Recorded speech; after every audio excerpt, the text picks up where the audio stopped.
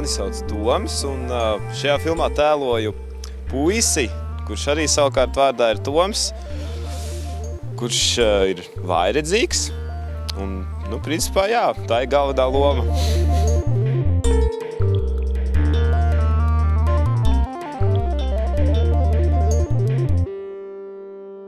Tad, kad pirmoreiz paņēmu scenāriju rokā, tad varbūt neaizgāja vēl līdz galam. Kā būs tagad tas process, viss tur filmēšanās būs jātēlo.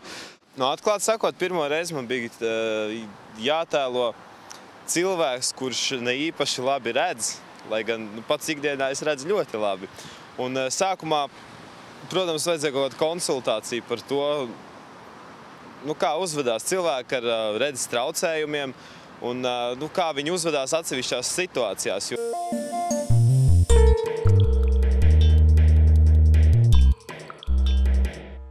Mans tēls ir cilvēks, kurš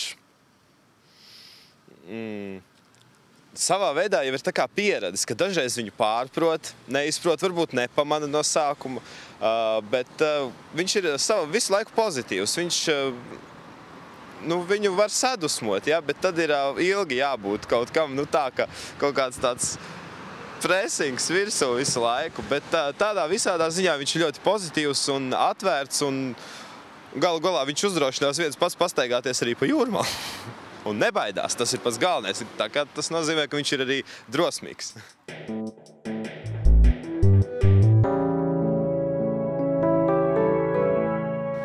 Ņemot vērā to, ka ar režisoru esam pazīstami jau mazliet senāk, kā ir tapis šīs filmas scenārijs un šobrīd arī pati filma, tad pilnīgi nekāda problēma nav.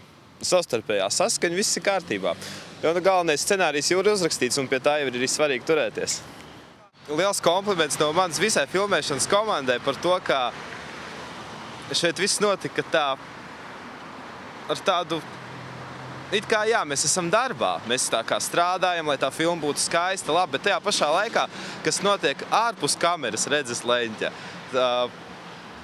šeit visi cilvēki tādi pozitīvi, gaiši, atvērti, un tas arī pats labākais, un tas ir arī tas joks, kāpēc tā filma varētu izdoties.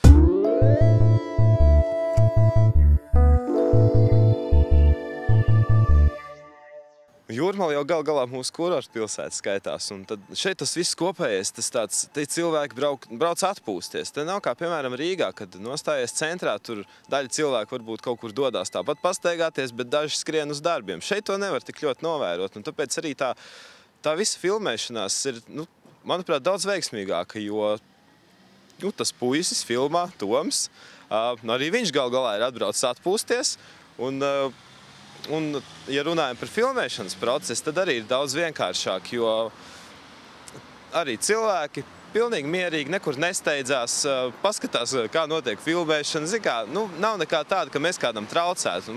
Manuprāt, ir ļoti labi.